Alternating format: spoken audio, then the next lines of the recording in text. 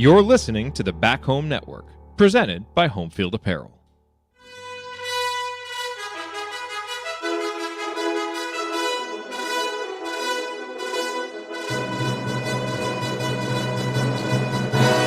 And welcome, Hoosier fans, to this week's edition of Assembly Call Radio, where each week we discuss the most important topics in the world of Indiana basketball. This is our 295th edition of Assembly Call Radio, and it is our 951st episode of the Assembly Call, recorded on the evening of June 15th, 2023. I am your host, Jared Morris. And let's begin this edition of the Assembly Call how we begin every edition of the Assembly Call, and that is with our Hoosier Proud banner moment. And Indiana is the national champion. When it comes down, Indiana will be champion. Smart takes the shot. The Hoosiers have won the national championship.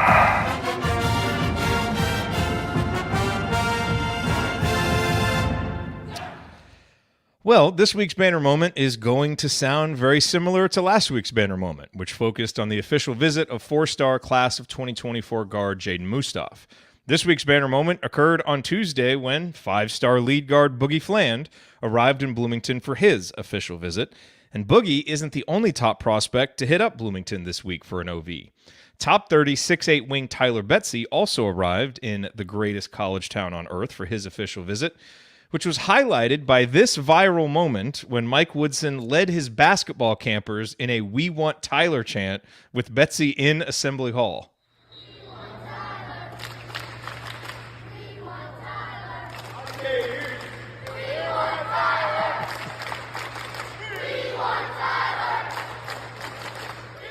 I love Woody saying, "We can't hear you," there in the middle, and they all get louder. Woody is in control of Indiana basketball, man. That is just awesome. And look, it's always a good week when two top 30 players visit, especially when each of them seem to have legitimate interest in joining a program that has reemerged as an attractive destination for some of the most talented players in the country. Now look, as we know, only time will tell if Fland or Betsy end up as Hoosiers. But the parade of top 50 prospects to Bloomington for official visits is one of the best signs we've had in years that Indiana basketball recruiting is healthy and vibrant. If the Hoosiers can just convert 2 or 3 of these official visits into commitments, the 2024 class has a chance to be one of Indiana's best recruiting classes in years. And nothing raises your odds of hanging a banner quite like stacking strong recruiting classes year after year. Mike Woodson did it last season, locking down the number 12 class in the country, and he did it again this year with the number 11 class this offseason. The momentum of these official visits has IU fans eyeing a spot in the top 10 for 2024. Here's hoping Boogie and Tyler liked what they saw this week. All right, now let me introduce my co-hosts for this week. Andy and Ryan are both off, enjoying some well-earned time with family, I would say. But here with me, fresh off of celebrating another anniversary with his incredible better half, Amy. He is a longtime high school basketball coach in the state of Indiana, the founder of Delphi Bracketology, and a man who we know really knows how to celebrate a win over Purdue. Shafino! That's right, ladies and gentlemen. It is the coach. He remembers the days when a movie cost $1. Heaven help you if you ever decide to pop your collar. Play hard, but remember, fake hustle is a crime. He's the coach and it's Tonsoni time. Coach, it is Tonsoni time. What's on your mind this week? Hi, it's been, 4 weeks since I've been on the show. I've been chasing, Mrs. Tonsoni around. We went over to Columbus, Ohio for a golf tournament and saw a show at Butler last Thursday night. So glad to be back. Tried to keep up, on social media. See a lot of pictures of hotel rooms with player swag, and announcements of which 2025 commits or recruits we have contacted on the first day. All that stuff, I love, along with a few welcoming opening videos of workouts.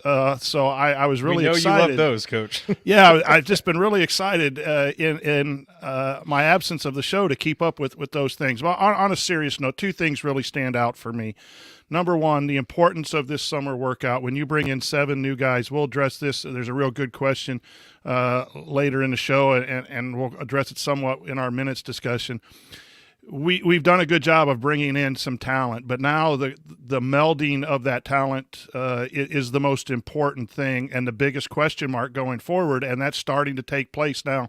Once everyone is back on campus, Coach Woodson can, get them in the gym, get them in the weight room, build that team chemistry, all of those things that are going to need to compete. That's number one.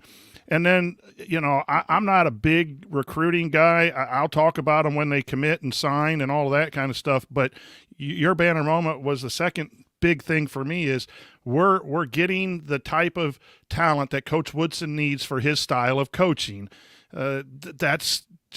He needs those talented guys who can do multiple things with the basketball to really implement offense and defense, those athlete type of guys. And for the first couple of years, he's had to kind of scratch. He had some of that and he didn't have some of that. And he, put some things together, but we're starting to see a roster that Coach Woodson really wants to put together.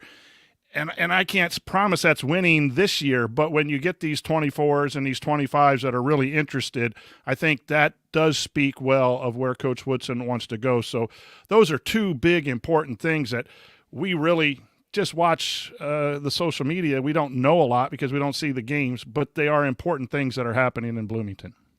Absolutely. Well said, Coach.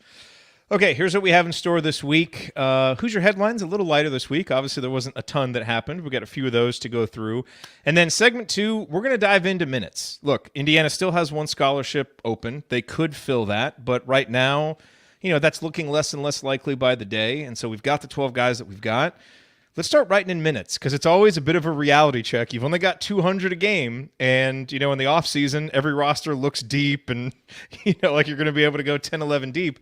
Let's see how those minutes go out. So we're going to kind of do that live with you all here, and then we'll answer mailbag questions like we always do. So all of that coming up this week on Assembly Call Radio. But first, let's talk about our presenting sponsor.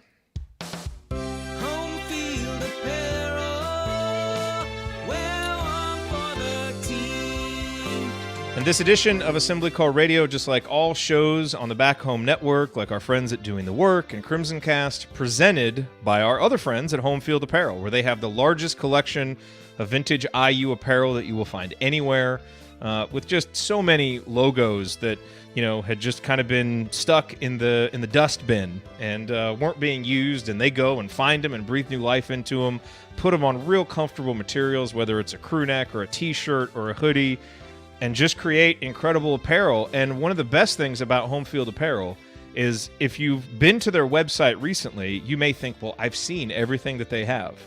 Oh no, because Home Field Apparel is constantly updating. So as you all know, my wife is a Texas A&M Aggie, and they came out with a Texas A&M collection, last year sometime. And it's great, like all their collections always are, but I've been kind of waiting for a refresh, and they have one coming. I think that one's actually coming tomorrow, and that's a great thing. They're always adding new schools. They're always refreshing the schools that they have, so there's always something new to go there. It's a reason why you should follow them on social media, subscribe to their newsletter, and then when you go to their website, if you've never ordered before, for that very small minority of you listening to this show that haven't ordered before, you can use the promo code HOME, HOME, and you'll get 15% off your entire order. That's promo code HOME for 15% off. That's at homefieldapparel.com. Check them out, support them, buy from them, wear one for the team. Home Field Apparel. All right, Coach, what are you wearing? Is that a Home Field hoodie, or is that another kind of hoodie? No, this is an old Indiana one. I was going to say, it's not popping off the screen like your Home Field hoodies usually. I do think about, I catch a lot of grief for the variety of schools that I had. I had another university sweatshirt on. Prior to the show, I went back in the laundry room and grabbed an old sweatshirt so I would not catch some, if you're live in the chat, what sweatshirt was Coach wearing? Let's see if anybody can guess the school. So guess what sweatshirt or what team sweatshirt Coach was wearing. All right. Not so easy. Yeah, I know, because there's a lot of them. Okay, so let's hop into some headlines here. The first Hoosier headline is congratulations to Thomas Bryant, who is now an NBA champion. So he's won an NBA championship. OG won an NBA championship with Toronto. Wasn't Juwan Morgan? Oh, Well, the Celtics didn't win, but he was on the Celtics that went to the finals, if I remember correctly. So that incredible 2016 recruiting class of Tom Crean's, which, wasn't the most heralded with OG, Juwan, and Thomas. Those guys just keep playing on winning teams, which is great to see. So I was very excited for Thomas. Obviously, he didn't play in the series, but just a great experience for him, and I'm just happy that he got to experience that. It was also very cool seeing Jared Jeffries shotgunning a Michelob Ultra in the locker room. There was that one clip of Jokic walking by, and then Jared Jeffries just there in the corner shotgunning a Michelob Ultra, which makes me think that we need to create just an Indiana sports meme, and just anytime something interesting is happening, we just cut Jared Jeffries in there shotgunning. So, Indiana wins a game this year, celebrating in the locker room. Jared Jeffries over in the corner, shotgunning a Michelob Ultra. Just a great scene, but really happy for those two guys. Jared's been in personnel front office role in the NBA for a while, and so that was great to see. Coach, the other thing that was great to see, and I know you saw this because you liked the tweet that I sent. Did you watch the Nuggets parade? I didn't watch the parade. I just watched the clips that came out, but there were a couple of great quotes. Number one, it was great that Jokic was there. I was very excited that he actually stayed and was there. It looked like he was having a lot of fun because that's great for the fans. My favorite part of the parades is always when the coaches let loose. So, and did you see after the game, there was the awesome picture of Malone being held up in the air by Jokic's two brothers? Yeah, it was a great picture. It reminded me of you. Just being a coach, just so happy after you've won, and you've got that relationship with your players. But anyway, if you missed it, here's Michael Malone. And just to set the context here, he's standing next to Bruce Brown, who had a great season, but whose contract is up, I think. So there's a lot of people who think, they may not be able to re-sign him because he's earned a ton of money and they just may not have the space within the salary cap to sign him. So here's Michael Malone at the championship parade talking with Bruce Brown standing right next to him. Is Brucey B going anywhere? Hell no. Hell no. Hell no. Hey, we running this shit back. We running this shit back. Oh yeah. Come on. Get loud. Get loud. So if you can't tell, he's absolutely hammered. And all I could think watching that was, if Coach ever won the NBA Finals and was at the parade, that's what he'd be doing. He'd be taking up for his player, trying to get him a new contract, and just hammered and having fun with everybody. It was great. But it was really, I love watching winning, man. It's so great watching those guys celebrate. You can tell his voice is hoarse from all the games in the NBA playoffs and the whole season, and he's probably haven't been gotten too much sleep, and whatever waking moments there was some champagne and some beer. There's nothing better than winning. And it's not just, it's a relief actually as a coach. That moment you win, it's a relief, and then the days after is when it hits you what you accomplished. But at the moment, a lot of times it's just, okay, we did it. Yeah. But yeah, that was fun. And the other thing that I think makes it special watching with the Nuggets is those guys have been together for a long time, and you don't often get that in the pros. We certainly don't get that in college very much anymore. Jokic and Murray have been together for a while. They drafted Michael Porter Jr. Malone's been there for 9 years. I mean, what NBA coach sticks around? Yeah, 9 years without winning a title. So it was cool seeing. I mean, they've built it up and been through so much, and I think that that makes the celebration even better. So it was great to see. I love watching that. Always fun. Yep. Speaking of the NBA, continued good vibes for Jalen and Trace. The draft is coming up. I don't know if you saw, but Jalen was invited to the green room, and so he will be there, which, obviously they only want guys in the green room that they think are going to, get picked in the top 15, 16 picks. So that certainly is a good sign for Jalen, and the expectation is that, Indiana will have a presence there. Coach Woodson, maybe some other coaches. I know I saw Jeff Rabjohn's report earlier in this week at Peegs that he expected there to be, a good contingent of IU coaches, multiple coaches perhaps there. So I know someone asked us if Woody was expected to be there. I certainly think Woody is savvy enough to know how important of a moment that is to be there with Jalen. I mean, it's great, number one, just to celebrate the moment with the player because of everything they did together, but also, recruiting is so much about photo ops and perception and PR and all of that. And, having Indiana back on that stage again with a guy getting picked in the lottery is certainly going to be good for the program. So continue to hear good things about those guys and where they may be picked. The Hoosier Hysteria date was set. It will be Friday, October 20th. That is the same day as the football homecoming game against Rutgers, which is at 11 o'clock a.m. So more details to come about Hoosier Hysteria.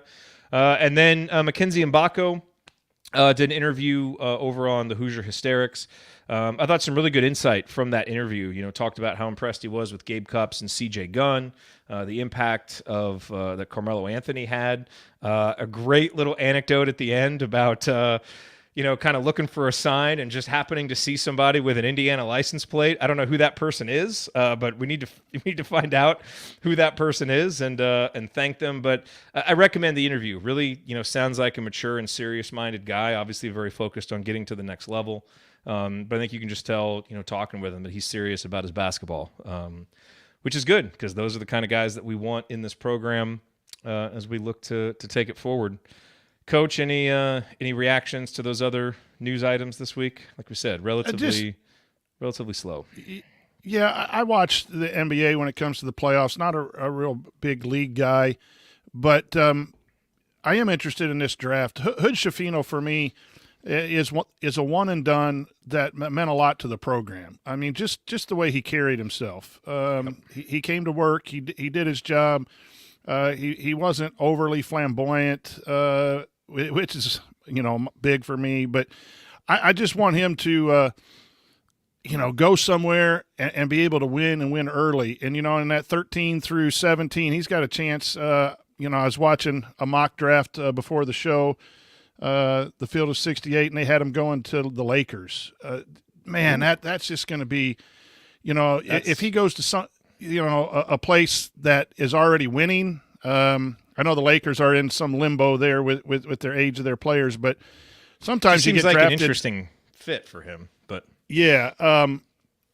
And that was just someone's mock draft, but I like him going 14, 15, 16, a little bit later. Yeah. Yes, I would love for him to go up higher, and if he does. But I just think he's going to be fun to watch, in the league. And then you also have that, where's Trace going? And I just think Trace is going to get drafted. I didn't think so earlier in the year. I think he's going to get drafted. Now the question is where? And that's going to be interesting. So that's the draft this year has taken on a little bit more emphasis for me to watch. I watch it every year, but now I'm going to be really tuned into where those two guys go, and I appreciate what they did for Indiana basketball, and I look forward to having them have some success. Just like you said with Thomas Bryant, he has had some good minutes. He's going to be a really good free agent. I believe his contract is up. You're not going to play a lot of minutes on that squad, but you just want these guys, Romeo, the guys that are in there. You want them to do well. But Hood Schifino for me is a guy that I'm really going to follow going forward. Just because I think, what he did and then what he's done after with the comments that he's made about and how important Indiana University was for him. So that's the big thing of all of those headlines that I'm interested in. Yeah. Well, that's interesting. I think for Jalen, fit is going to be so important for him early on. The reason why I turn my nose up at the Lakers is typically with LeBron, you want to surround him with shooters. And one of the big questions with Jalen is, what is his catch and shoot 3-point shooting like? Because it wasn't great this year. He was much better off the bounce. And if you go to LA, you're probably not going to have the ball in your hands very much, and so for him, probably to be able to go to a place where he's going to be able to do some playmaking, but also I think a place that, that is kind of set up to win. I think that would be great for him. And I think he's a guy who could step in and be an impact guy early on as a rotation piece. I don't know much about the league, but the Lakers had that dude that came on late in the year. I forget his name. Reeves. That scored Reeves. Yep. And Hood Schifino maybe doesn't shoot at that level yet, but you have a superstar. You have a couple superstars there. Get a lockdown, a guy who can come in and maybe play some defense, run the show, get the ball where it needs to be. I don't know how that works in the NBA, but. Again, he's going to a squad like that, a team that, it was the 8th seed, 9th seed, 10th seed in the play-in games. They have a chance to pop. That would be good for him early, regardless of his role. Yeah, and I saw Jim asked if I've seen Sam Vecini's draft guide. I have. I devour as much of Sam's stuff as I can. Sometimes I'm not always current on it. Like I just got caught up on some of his podcasts today. His draft guide's the best, I think. It's you have to have an Athletic subscription to get it. I know we're all annoyed at the Athletic right now, and I am too. But I'm going to keep my subscription to support friends like Sam and Brendan Quinn and some of those guys because there's still some really good work being done there. So I want to support those guys. And his draft guide is one of the best things they have. I mean, it is super detailed, going through the strengths and weaknesses. One of the frustrations I always have, Coach, when I hear guys talk about our players, whether it's like a national media person or an NBA draft analyst, and you can tell they've watched highlights or they've watched like 2 games, and it's like, okay, you don't know this guy. Like we've watched every game, analyzed every game, and you read through Sam's thing, and it's like, okay, I think Sam watched all of our games. Like he really understands these guys and puts it in a context that what's interesting about the work Sam does is he's really good at putting it into the context of, okay, here's what this guy can do in college. Here are his strengths and weaknesses. Now here's how that projects to the NBA. And that is always important for, fans like us that are we have our heads so deep in college basketball. The things that make you a good college basketball player aren't necessarily the things that project to the NBA. And there can be guys that haven't put up many numbers, but they have projectable traits that make the NBA interested in them. And if they're young enough, there's enough of a ceiling. So if you're interested in that stuff, find a couple guys that you can really trust. I think Sam is one of them. And his draft guide is really good. So highly recommend it. I haven't read that, and I'd be interested to see what he says, but I think there's a lot of upside. Sometimes you get some players, and they're just athletic, and they have a long way to go, and people draft them 5th or 6th and hope they develop because they're freak athletes. But I think Hood Schifino's a basketball player, and that's what's going to I think he is. He wasn't a big assist guy because he was asked to score a lot on the pull-ups and all of that, but I really liked his vision early when he wasn't asked to be that full-time scorer. I think, man, he can facilitate. I think, the question with can he guard will be a big question, but I think he's the kind of guy that's going to take his career seriously, get in the gym, get in the weight room, get with his personal trainers, and work on a game. And sometimes I think those pieces of evaluation, both in recruiting and at the college game, the statistics, the numbers, the analytics sometimes, and the potential are why people move up the draft. And then you see some of the guys every year. There are guys that are drafted in the last half of the first round that become studs. I mean, heck, Jimmy Butler was the last pick in the first round when he came out because of the upside and the competitive nature that I think Hood Schifino. And that's why I'm really interested and rooting for him to go to some place where they have good system in place, a good chemistry, a good coaching staff, so that he can develop, and whether he plays a lot early or not is part of a winning program. But I just think he's got a lot of upside that a lot of people might not see because he's not this, not high-flying dunk 30-point per game guy. I'm excited for him. We often think about upside as athletic upside, and I don't think he has a ton of that outside of his length. But he does have basketball upside. I think, when you hear the NBA people talk about him, the 2 big things obviously are he's got to get better as a catch-and-shoot three-point guy because he's going to get those opportunities. Yep. And the thing that separates him offensively is he didn't get to the basket a lot and didn't score at the rim, which has 2 impacts. Number 1, you just don't get a lot of buckets at the rim, but number 2, you don't draw a lot of fouls and get to the free throw line. And that's kind of what separates him. I know a lot of people have said, no, he reminds me of Jalen Brunson. And the big thing that separates him is, even at 6'1" or whatever Jalen Brunson is, in college and even now in the NBA, he scores at the rim and gets in the lane, and can do that. And so that's where, okay, does Jalen just not do that? Or was that because of the offense we were running and you got, Trace and Race down low, there weren't as many opportunities. So we'll see. But to me, I think his floor is like the Jones guys that played at Duke, Tyus and what's the other guy's name? What's his brother's name? I don't remember his name. But they're just rock solid backup point guards. And I think that's Jalen's floor. I think he'll be able to come in, get the ball where it needs to go, make the mid-range shots. He'll be able to defend 1 through 3 because of his length. And then, if the three-point shot comes around and if he can get anything at the rim, now he becomes a starter level type player. If I had money to bet on it, I would bet on him because I believe in him. But those are some of the things right now that projectable, like when people look at the numbers, it's like, okay, that's the red flag for him of kind of being a star. But I think as a supporting player, I mean, I would be shocked if he's not at least that. Yeah, Trey Jones, that's the other one. Tyus and Trey. Okay, fun NBA talk here on the Assembly Call. Coming up here on Assembly Call Radio, it's time to talk minutes and focus on the guys who are here for this season. We all hope it's going to be an actual real deep roster this season. And if that's the case, how are the minutes going to get divvied up? We're going to do our best to project that next. Stick with us in the Assembly Call.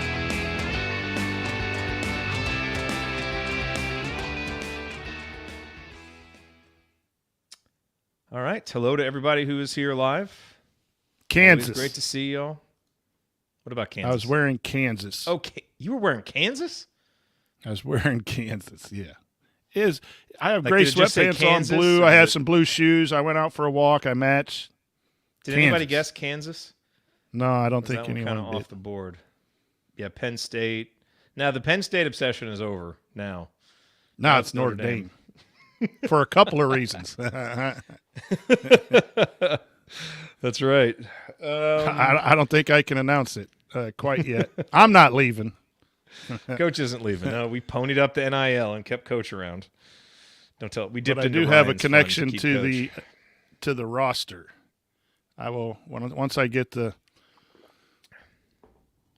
green light, I'll announce it. So And you I'm can pretty announce it. excited about a little Notre Dame basketball. I will say I don't get into the NBA regular season very much. In part because we're so college basketball focused. Man, I love the NBA playoffs because the regular Yes. season, you don't know. I mean, look, you can't go all out for 82 games in an NBA season.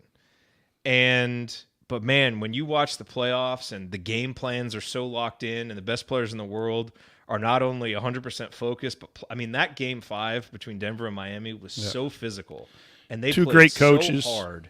Great coaching. I mean, and just incredible playmaking. I mean, just some of the playmaking that you see, it's unbelievable. I thought, Van Gundy had a great point. Miami really was relying too much on their role players.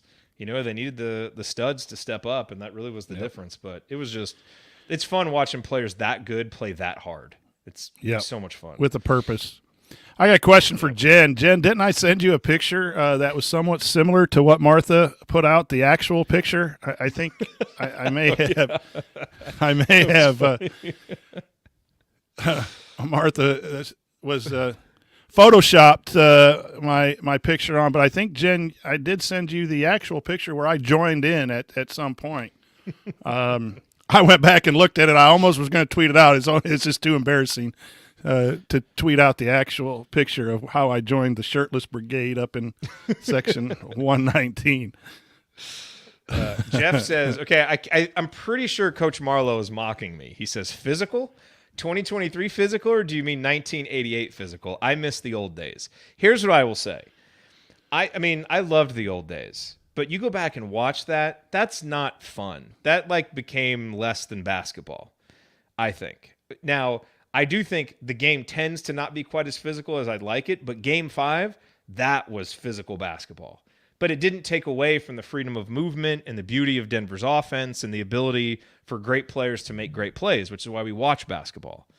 So, basketball in the 80s, it took some of that away. So I thought game 5 was a little closer to what you want it to look like, personally. But anyway. Coach Marlowe just likes those videos of Bird throwing the ball off of Lambier's head after a hard foul. I mean, those were great moments.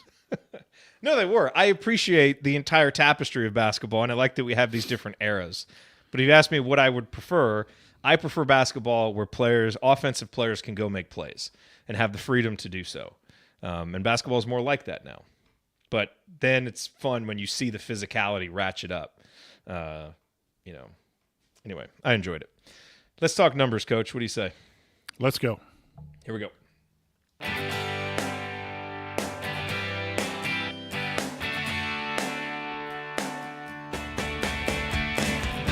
Hi, this is Lily King.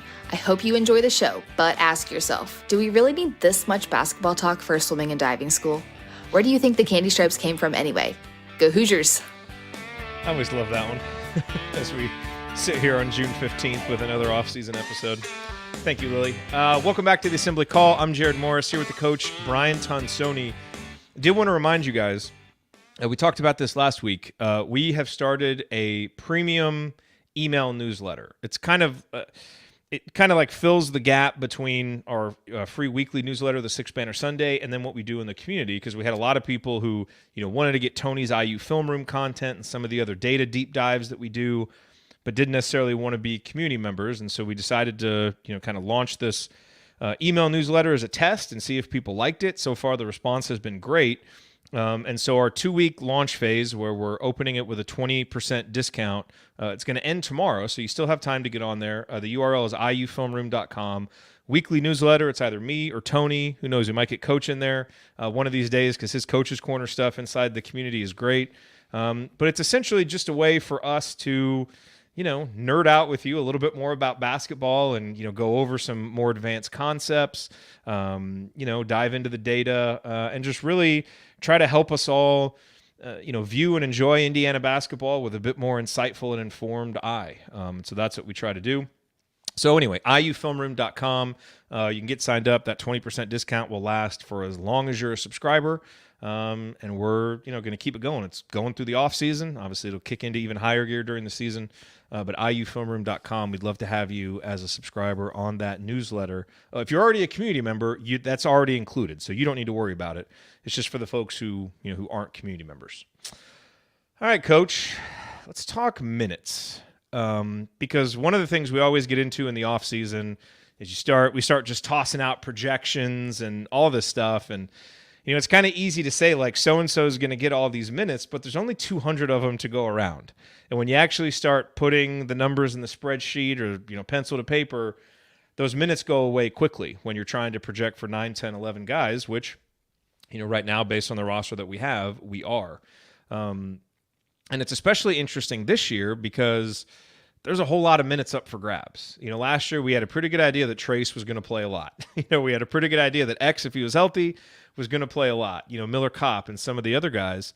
And so you look at this, and these are the minutes Indiana is replacing, and these are based on percentages of minutes played. So Trace is gone. He played 78.7% of minutes. Jalen was 75.2%. Miller Kopp, 75.5%. Tamar played 50.7%. Race played 49.5%. And Jordan Geronimo played 23.6% of minutes. That's a whole lot of minutes to replace with some returning guys and a whole lot of new guys as well. So we're going to do this kind of collaboratively here and test something. We've got a little spreadsheet set up.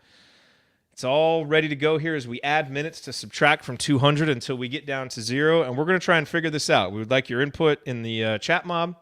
And Coach, we're going to try and assign these minutes. It's got to equal 200 and kind of give our best guess right now based on how this is. And we should be clear, we're going to assume no injuries, knock on wood. We're going to just assume full health for everybody because otherwise it just makes this exercise impossible. And try and figure out this minutes per game. Any kind of overview thoughts from you before we dive into it? Yeah, I think one of the things as a coach you try to do is you want your best players to play a predominant amount of minutes, but one of the major consideration is what is the optimal amount of minutes that they can play well. You may want someone out there 32 minutes, but they're really better playing 26, 27, 28. And then the other big thing is what combinations of players are you interested? We saw the first year we had the mass subs, the 5-man sub thing. And then, if you do that, what's your second unit going to look like? If you're going to go more of a substitution player by player, what combinations really work and how does that fit into minutes? And you can do it by player, like we're going to do it tonight, or I did that, and then I also did by position. Like there's 40 minutes for the point guard if we go traditional, I know positionless basketball, but there's 40 minutes for the 2 guard, 40 for the 3, 40, and who gets that? Because you may have someone like Mbako who goes down and plays some 4 in some lineups. So there's a lot of things as a staff. And depending on what this is important for the staff, sometimes that you really structure. Some coaches really structure that. I think you see that more in the NBA. I've been a part of programs in high school where we did that. We knew at the 4-minute mark this guy was going in. At the 6-minute mark this guy was going in. There are some that just go totally by feel. Here's the starters. If this guy looks tired or struggling, I'm going to go here. This guy first, this guy second, this guy third, and you go by feel. So all of those things are going to affect the minutes played. But ultimately, you want your better players playing more. And then the other thing, overview, is you do have some young guys that you want to develop, and there's nothing better than developing them during game time, but you got to win, and you got to get to the tournament. So this is a great exercise. It's fun. It's difficult. I've spent many days when I should be teaching etching out minutes, and it's not easy. So let's have some fun trying to figure it out. But those are some things I think as a leader of a program, you got to try to think, how many minutes is Xavier going to play, and how many can he be efficient at? Those are things that I will take into effect in this exercise.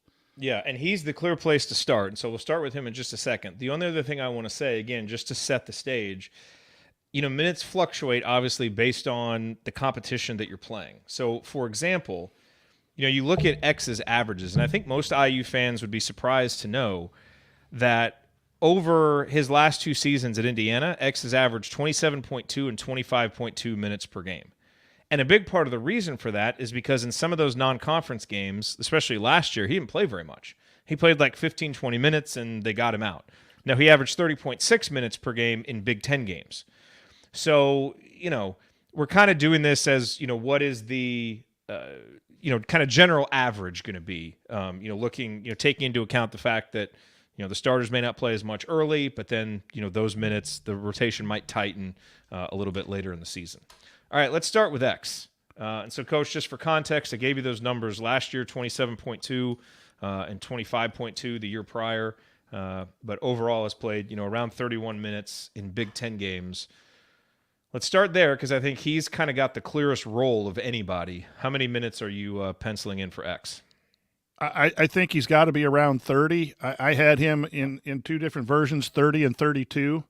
Yeah. He's your main point guard, a veteran player. You have a rookie behind him who's going to be good, but Hood Schifino averaged 33 minutes last year, I believe I looked at, over the whole year, and even probably more down the stretch as the lead point guard. And I think Coach Woodson really runs a lot through his point guards and gives them a lot of decision making and play calling and things like that. The reason this goes down is he's been out a year. Does he get in foul trouble early in the season until he gets going, and then his average will fall by the end of the year? Foul trouble with him. I think we saw that in his first year some. But if I'm running this team, I want him out there 75% of the minutes. Yes, and without a doubt, there will be games where he plays 35 or 36 because he's healthy, he doesn't get in foul trouble, and Indiana needs him in a big spot. So there will be those games, but I agree with you. 30 is where I was at with X when I kind of went through this exercise, when you take into account some of those early season games, inevitable foul trouble, and maybe just the game or two when the coach needs to settle him down and sit him down for a few minutes because we know that's, part of the X experience. So I'm going to go with 30. Now, here's where it starts to get challenging. Let's go next to the guy that you think is going to have the second most minutes on the team. Who do you think that's going to be? Okay, so really, when I prepared for the show, it comes down to 2 players. There's actually 3, but I'm going to go with Mbako. I know he's a freshman, and that's why he might not be the second highest minutes, but if he's a top 10 player in his class and he can play that 3 and he can produce, I think you're going to try to get him as many minutes as possible. But I also think the 4 and the 5 spot with Renew and Ware, those guys also, but I think the veteran backups in Peyton Sparks and Anthony Walker could reduce some of those minutes where there's a question mark. We like Banks. We think he can step in, but I'm not sure that's as clear as what Peyton Sparks and Walker. So I would answer your question is it's going to be Mbako as the second highest minutes. Okay, interesting. I would argue for Kalel Ware. Now, I wouldn't do that with a whole lot of confidence just because we know of his struggles from last year, so I leave plenty of space for this to be wrong. But I just think his versatility as a 5 who can also pop, I just think there's going to be more reasons at all times to want him on the court, to be your rim protector, and because of his offensive versatility. Now, and he's not a guy who got in a lot of foul trouble. So a lot of this is just going to come down to, his mental and emotional readiness for the season, which we all assume is going to be better this year than it was at Oregon last year. And then just from a conditioning standpoint and a health standpoint, how many minutes can he handle? And with Mbako being a freshman, I think you make some really good, arguments there, and I wouldn't be shocked if it's either guy. I would just lean a little bit more toward Ware. That said, they'll probably end up playing a pretty similar amount of minutes because I think a lot of these guys are probably going to end up being pretty similar in terms of how many minutes they play. I had Mbako and Ware both at 26 in my final write-up. I had Mbako at 30 on one and Ware at 26 on my first iteration of it. And so I decided to end up with 26 and 26 in that situation. All right, so let's go with that for now. I'm not going to quibble with that. As we start to whittle it down, then maybe we'll, discuss where we're going to take minutes away from. But as you can see here now, with 3 players on here, we have 118 minutes left, and there's still a lot of guys to account for. So let's go next to Malik Renew. And obviously with Malik, we certainly hope that the conditioning is better now as a sophomore. Foul trouble was an issue. And some frustration from the coaching staff with just the effort that he brought consistently to games was an issue. You hope that'll be a little better as a sophomore, but there were things that kept him off the court more than he would have played last year, because last year he played 14.9 minutes a game. Where do you think he will be as a sophomore? I actually, and maybe I'm just hoping, but I think Malik's not getting a lot of discussion because of all the new toys and new players that we have in. And it's always fun to discuss the Mbakos and the Wares and those things. But Malik had a lot of solid play last year, given the things, the foul trouble and some of the, how hard you have to play. But sometimes the best thing about a freshman is they become a sophomore. You hear that quoted on the TV all the time, and I just believe that's true. This kid is a special kid, and I just don't think he's getting a lot of discussion in the IU Twitter world and everything that, he could end up being the second best player besides X very easily, coming from Mount Verde and having that ability. And the ability to score at the rim, being a low post guy, and if he can extend out some range. So, yeah, I think he's going to see his minutes obviously go from, 14 up in the 20s. How high in the 20s is going to be the question with the foul trouble, the conditioning, those things. And then you have a couple veteran backups as well. Yep. I'm not sure. I have him at 25. Okay. That's what I had too. When I originally did this, I had he and Ware both at 25.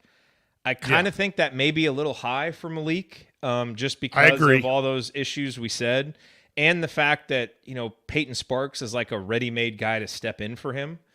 So I think there's a lot of reasons to think this could be closer to 21 or 22, and we'll come back to it if we run out of minutes. Because I think we'll be hard-pressed to get Mbako at 26, Malik at 25, and Kalel at 26 like we have right now. Maybe that's the case. We'll see how this goes. That's why this is fun to do. But I can definitely see an argument for – I think it'll be really hard-pressed to get higher than that, just because you don't often see, bigs of that size playing, huge minutes on an average basis. There will probably be games where he plays 32 minutes because he's on and other guys have foul trouble. But I could make an easier argument for him to be closer to 21 or 22 than bumping up to 28, 29. So 25 seems like a pretty good sweet spot for now. Let's go to Trey next, because I think if Indiana had a game tomorrow, I think we all agree Trey would be the starter in that 5th spot. I think he's earned it. I think he would be the best option for it right now. Minutes-wise, Trey's minutes are interesting. As a freshman, he played 19.6 minutes when people really didn't think he would have that big of a role. Then in his second season, he played 20.8 minutes per game. And then last year, it jumped all the way to 27.7. And obviously a big part of that was X's injury. And so essentially with X out, and Tamar struggling some and, CJ struggling a little bit as a freshman, it was basically Jalen and Trey, you have to play as many minutes as you can handle.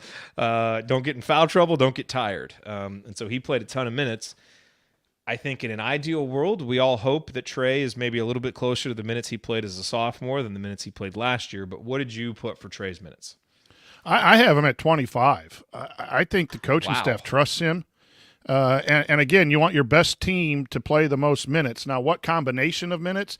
And if there are something when we go through this exercise and need to take away minutes, he's probably the first player that I'm going to go back and go down to, 22, 23. But Trey helped Indiana win basketball games last year, get a 4 seed as a starter, averaging 27 minutes a game. I think those numbers are coming down because of the depth and the need to play, but we don't know about Gabe Cupps as a collegiate player. We don't know the progression of C.J. Gunn to get 18, 19 minutes. We don't know Caleb Banks. We don't know. Like, I think Ja'Kai Newton can come in and play, but how much? So we don't know, and I think Coach Woodson is a guy who trusts his guys. And as young guys, you really got to earn some time. And that time is going to be limited early until you get your shot and prove that you can. And so that's where it goes back to how many guys are you playing? I don't see Indiana as a hockey substitute, the second 5. I don't think we're that deep where you can just sub in the second 5 and play them 8 minutes a half that way. So, yeah, I see Trey's minutes decreasing. I just don't know how many. So, That's and a my good math argument. might be off a little bit too. So, but I think 23 to 25 for Galloway. I mean, his floor is 20. There's no question. I think if you're penciling him in for less than 20, you have not been paying attention to Indiana basketball for the last 3 years and how much Mike Woodson, values what Trey brings to the table. And the other thing, I know, Trey's 3-point shooting improved last year. It was limited in terms of the amount of shot types he was comfortable with. He was basically just an open catch and shoot guy. Can he become a guy who hits at a high percentage with a hand in his face? Can he do a little more off the dribble? Can he shoot on the move a little bit? These are all things we haven't seen. But given that he made such a big leap last year while recovering from surgery as well, maybe with a full healthy offseason, we can really see him, take another jump. Because if he's doing any of those things, I mean, if he is, shooting threes like he did last year at a higher volume, well, now he's playing just as many minutes as X, But the thing with Trey is sometimes you need more scoring punch than what he will give you because the scoring has been inconsistent. And there are some defensive matchups he struggled with, and so just that, some of those struggles are why it's a little lower. I was a little lower here, and maybe I'm just giving too much credit to the bench. But let's roll with what you have. Because again, I think Trey's going to be a guy when it gets into Big Ten play, coaches play who they trust, and coaches just trust Trey to give them a great effort every time and be in the place where he's supposed to be, and they'll deal with some of his struggles because he does all of those other things, and you can really count on him. Yeah, and the thing too is as the bench develops, then you could, I can see Mbako's minutes dropping 1 or 2 minutes. I can see Renew's going down to 22, maybe. If the depth is there and there's not a big drop off, then you can balance the minutes a little bit. I just think going in, Woodson has shown that he goes with his guys predominantly, and we saw that with Geronimo. Once Geronimo started struggling, he didn't get much. Most of his minutes were early in the season, and then all of a sudden down the stretch, he didn't really play an awful lot. So. All right. Yeah, so before, finish your thought, Coach. No, go. Sorry. That's fine. We're ready. All right. So before we start doing Cups and Sparks and CJ and Caleb and these guys that we expect to have prominent bench roles, let's talk about Ja'Kai and Anthony Leal, because I agree with you on Ja'Kai. Like, he profiles as a guy who could step in and play right away because he feels like a guy who will be able to defend, even adjusting to the college level because of that length and athleticism. The issue is how healthy is the knee, and from what I've read, that type of meniscus injury that he had can sometimes take 18 months to 24 months for a guy to feel fully healthy. And, he played some in his high school season. He's doing some things right now, but I think it was the Hysterics podcast where he said he's not quite 100% yet. So I really don't know how to project him. And I think we're probably smarter being conservative with him just because of some of those question marks. Who knows? I mean, he's a guy that they could potentially decide to redshirt, and then he's playing no minutes.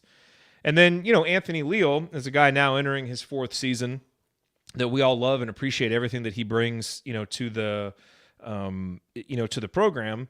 But, last year was his lowest in terms of minutes. He played 2 minutes per game, and only appeared in 7 or 8 games, I think. So it probably doesn't make a whole lot of sense to pencil him in for a big minutes jump given, the amount of talent that's in front of him right now. Obviously, if there's injuries and, guys aren't available, he'll be ready to step in. But I don't know that it makes a lot of sense to put a big jump for him. So what do you have for those 2 guys before we jump into the other guys? Well, if you go on per game, Leal's going to get some of his minutes, in a mop-up duty. I'm just going per game. I went with 0 for Leal, and it breaks my heart because I think I just love, what he does for this team, but I don't see him getting minutes unless it's something at the end. I put 2 for Ja'Kai because of the knee and because of being a freshman and learning the system, and so that's kind of where I went. Out of respect for Anthony, we're going to make it 1. And I say that, that doing it based on a percentage is actually better if you're looking over a full season. Because, again, like the minutes that we're going to get against Kennesaw State are going to be different than the minutes when we're playing at Purdue, So you got to take some of that into account. So, Anthony is going to, we'll put the 1 in there because he will get, some mop-up duty and some of that stuff. I know. Boy, wouldn't we love to be wrong on that? Yes. Like, no just question absolutely about it. love for him to have developed and gotten good graces with Coach Woodson and hit threes and step in, that would be great to be absolutely brutally wrong on that. We're just going off of what we saw last year. I don't think, he's got to make a big jump in order to get on the court.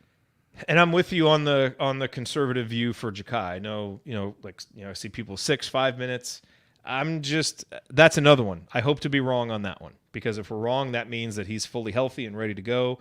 And so hopefully that's the case. So we're kind of splitting the difference here between if he plays, 0 and just isn't available all season, and kind of being a guy like CJ was last year, kind of low on the totem pole, but come in for some energy every now and then. CJ played 7.5 minutes per game last year in the games that he played in 21, 22, however many it was.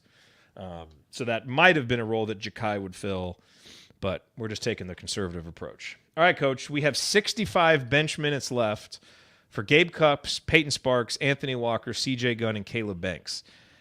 I think of those 5 guys, Gabe's role is probably the most easily projectable as a backup point guard and secondary ball handler. What do you have for him? I think my math adds up. We'll see. I have Cupps getting 12. Okay. I broke it down 10 for Xavier, and then 2 when Xavier and Cupps are out there together in some sort of situation. At times they might run two point guards, and that takes care of the point guard. Yeah, I think that's pretty good. Rob Finney played 18.3 minutes per game in Woody's first season. And he played a similar role in terms of being the backup point guard. The difference there is Rob was also in some closing lineups because of his defense. And so I don't think you'll see Gabe get that role. He'll get the guaranteed minutes in the first half as the backup point guard, and then the rest of it will be based on game flow. If X is in foul trouble, he'll get more. If he happened to play great in the first half and they want to roll with 2 ball handlers because they want to get X off the ball more, which I do think we'll see some, they'll play him. I think I was right around 12, so I think that's fair for what we'll see from Gabe. Where do you want to go next between Sparks, Walker, Gunn, and Banks? You got 53 minutes left to divvy up. I'm going to go in 13 with CJ. 13 with CJ. All right. That number I think may strike some people as low. Why are you going low on CJ? Well, I think that's an increase. That doubles his minutes from last year, and we just don't know yet. This number, if this number is 18 or 19, he had a heck of a summer and has calmed down his feet and his quickness in his shot. And he only shot 11% last year. He's got to be able to shoot in the mid-30s, low 30s to mid-30s. I believe he can get there. I'm a big believer in both CJ and Banks. But they played when they were needed for an energy, a lot of times with CJ and Caleb come in and provided some energy. They really didn't have a major role last year. That's a big step up to be the top. I think CJ and Caleb will be the top 2 guys off the bench. I just think the first 5 are going to get those minutes. And so when you look at CJ, you get 6 minutes in the first half and 7 in the second. Those are productive minutes. And again, I kind of hope that goes up for he and Banks, because that means we're a whole lot better. So, you can kind of look at him stepping into the Tamar role a little bit. And Tamar played 50.7% of minutes last year. Again, all of the minutes numbers for the backcourt guys are skewed because of X's injury. If X had been healthy the whole year, Tamar wouldn't have played that many minutes. I think he probably would have played closer to what you're projecting for CJ. So, I've probably been driving the CJ Gunn sophomore breakout hype train as much as anybody. But I think my actual expectations are closer to what you just said. I think the ceiling, like the idealized version of this team, is CJ just takes off, becomes a reliable shooter. You can put him into the starting lineup, and Trey can become your 6th man. I mean, if everything goes perfect, I think that's the perfect scenario. I don't know that CJ is going to be ready for that as a sophomore, and he's going to have to be really, really good to supplant Trey. That's why it's like the ideal version. I think what's more likely is, hey, if CJ can give us 12 to 13 reliable minutes, hit 2 or 3, maybe not hit 2 or 3 every game, but he can come in there. He's going to be a guy who can provide that offensive punch, and we can rely on him to shoot 35%. That'd be a big role. Because when did Indiana play its best last year? In a lot of games, it's when Tamar came in and provided that punch off the bench. And that's what Indiana needs CJ to do this year. So I believe in the shot. I think he's going to be at a minimum in the low 30s, because that's what the history of guys with his statistical profile has told us. So this number seems fair. I could probably argue a little bit more, but I think we're fine. Okay, 40 minutes left. Peyton Sparks, Anthony Walker, and Caleb Banks. Caleb Banks at 14. Okay. I'm guessing the reason why you're a little bit, and again, it's a 1 minute difference, but I'm guessing the reason why you're giving him the advantage is just a little more certainty about who he can guard and being able to guard more positions. Yeah, I think Banks and Mbako are going to have that 3 spot if that's where they can play. There's some questions out there whether McKenzie is more of a 4, and then you got a log jam with Ware, Renew, and Mbako. But I think he's going to be pushed into that spot, that 3 spot. And I think that's where they've developed Banks. And so you take the 26 from Mbako and the 14 for Caleb Banks, and that's 40 minutes at the small forward spot. And then that's just going to fluctuate, right? If Mbako's not as ready and he gets 22, 23, and Caleb has that, so I think he just fits right in there. CJ gets 13. If you go up to the guards, there's a little bit with Jakai and Anthony. I do think they'll play 3 guards sometimes, and Banks and Mbako will be on the bench, and that's when CJ Gunn may get a little run at the 3, or Trey can play the 3 too. I think that's an option as well. But I think Caleb and CJ, the minutes look low, but they're your top 2 bench guys. And then Gabe Cupps, as you said, is a designated backup point guard. And then you got those are your 2 guys at the wings that are going to come in. Whoever's playing the best is going to get a little more run. If they're playing better than the starter minutes are going to drop down. And then you have 2 4s and 5s in Walker and Sparks to divvy up the rest of the minutes coming off the bench for your bigs. Yeah, and it's probably good as fans that we all get a bit of a reality check on CJ and Caleb. I think Indiana fans are excited about those guys, and rightfully so, because of what they showed last season in some flashes. But, Caleb, where was Caleb as a recruit? It's 80, 90, somewhere around there. CJ was 120, 130. Guys like that, when they come in, you project them to kind of be what they were as freshmen. You'd like a little bit more scoring and efficiency from CJ, but that might have just been small sample size variance. But Caleb played 6-ish minutes a game and made an impact. CJ played 7 minutes a game. So if they hit these marks of 13 and 14, they'll have doubled their minutes from their freshman season. Clearly they will have, been productive if they're getting these minutes. And then now with that progression, you would expect them as juniors and seniors to be able to step into more prominent roles. And when you're recruiting guys at that level, that's kind of a normal progression. Every now and then you'll get Noji Anunoby, who's a supernova that just comes out of nowhere. But most guys, that's kind of the progression. And so I know when I'm doing these, my gut reaction is always, man, that feels too low for CJ and Caleb. I want them to get more minutes. But, our desire as fans for them to develop isn't going to speed up the process, And so I think this does represent kind of a fair progression. And it would not signal that, these guys aren't ready to be guys.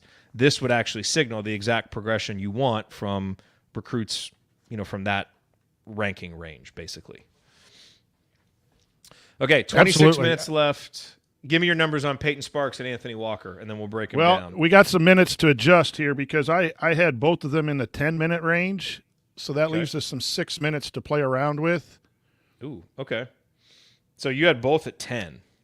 Yeah, and if we're going to go up, I would go up on Peyton. On Sparks. At the 5 spot because I think Ware and Renew both can play the 4.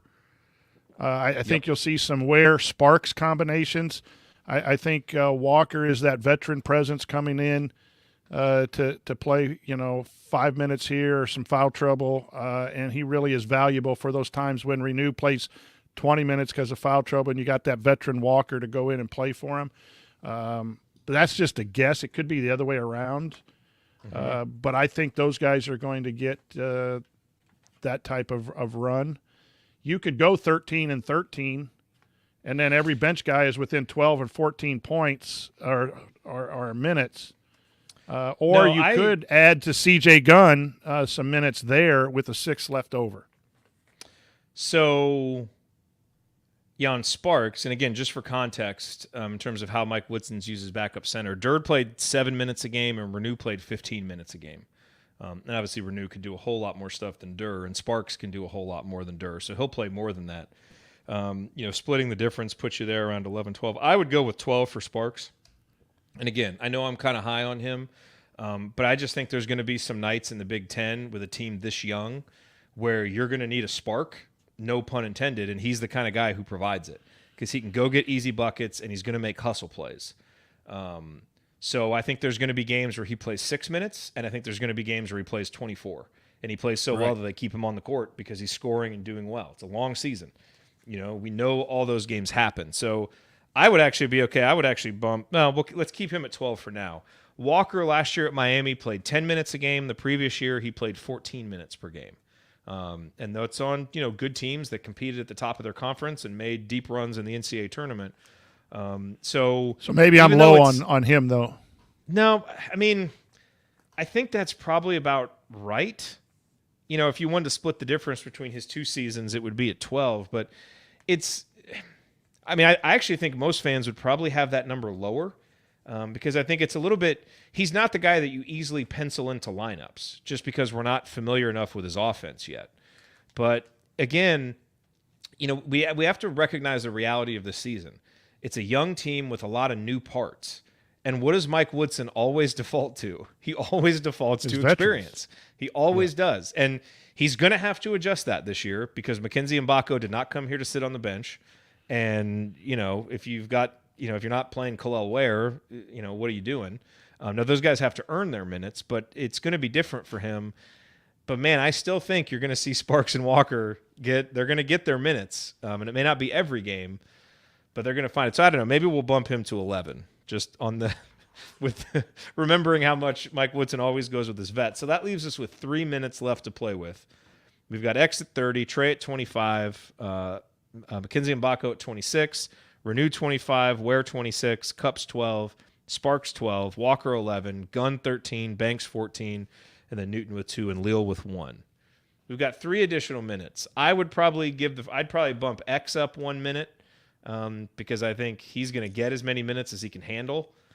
And then where would you think go you could with probably, the other ones? You could probably, if we did this, take a minute away from Trey, Mbako, Renew, and Ware. And that's still 75. Isn't that 24? What's that? 60. Wait, did you say take a minute away from them? Yeah. Well, we have 24, 25, 24, 25. Yeah, and then you add some to the bench guys.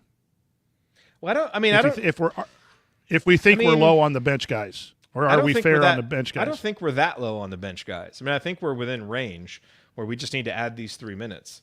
So go one Xavier Johnson, as you said, and then add 2 to Ja'Kai. Let's stay conservative with Ja'Kai. Maybe it's CJ and Caleb that we add the minute, that we each give 1 more minute to. Or Gabe. I'm fine with that. You could make, and this is where we're at here. You got 2 minutes left. I mean, we're guessing on something that's going to happen in 4 months, so we're not going to come up with the actual answer. But I think the purpose of the exercise is just to kind of see how this all breaks down. It doesn't always come out as simply as you think. Let's just add 1 to each of these guys just to make it official. So there we go.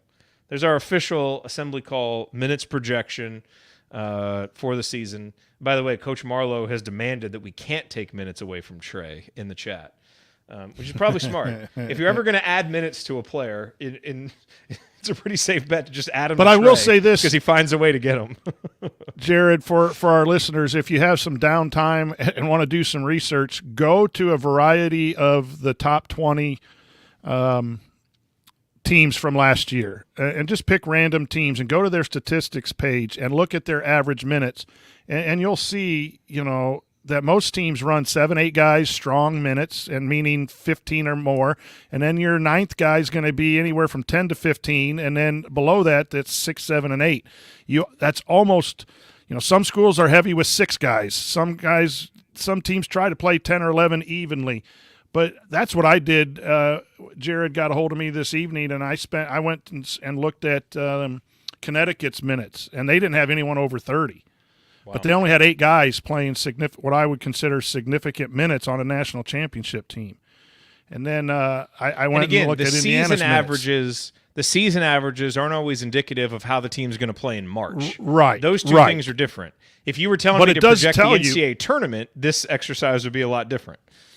No, but it tells you the rotation idea of the coaching staff, right? If you see 8 guys with 15 or more minutes and then everyone else is down below 10, they relied on those 8 a majority of the time in some sequence.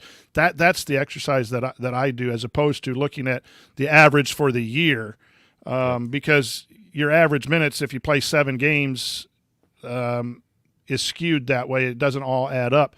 But you do get an idea of how many are in the rotation for these programs that have won in the past.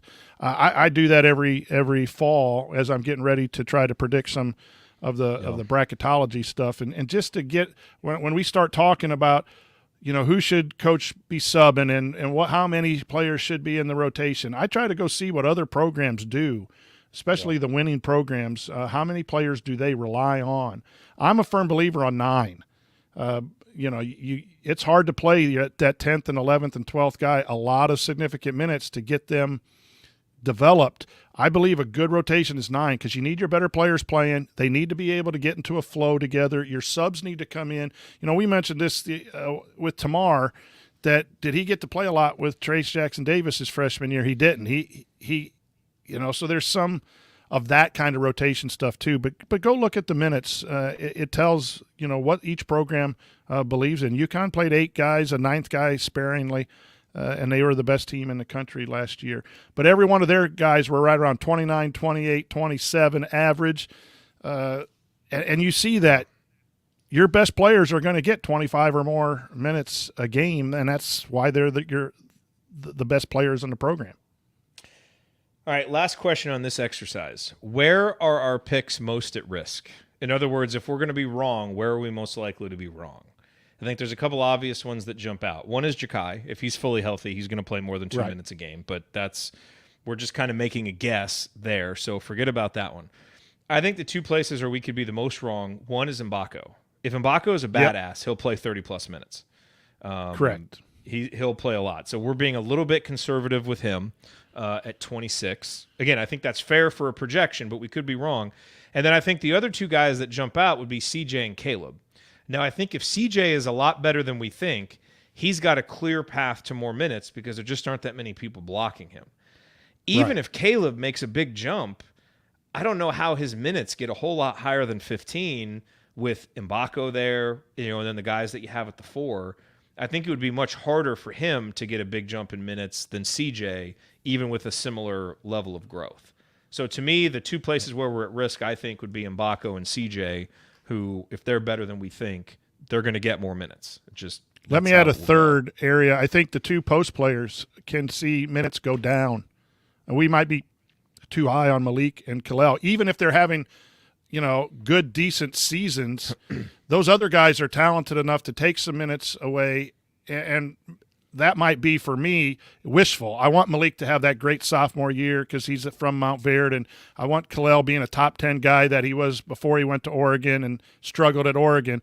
But there's still some question marks with both of those young men on where they're at this point of their careers, where maybe with the veterans and Sparks and Walker, those minutes get evened out a little bit. So that would be the third place where I think you might see a 3 or 4 minute deduction there.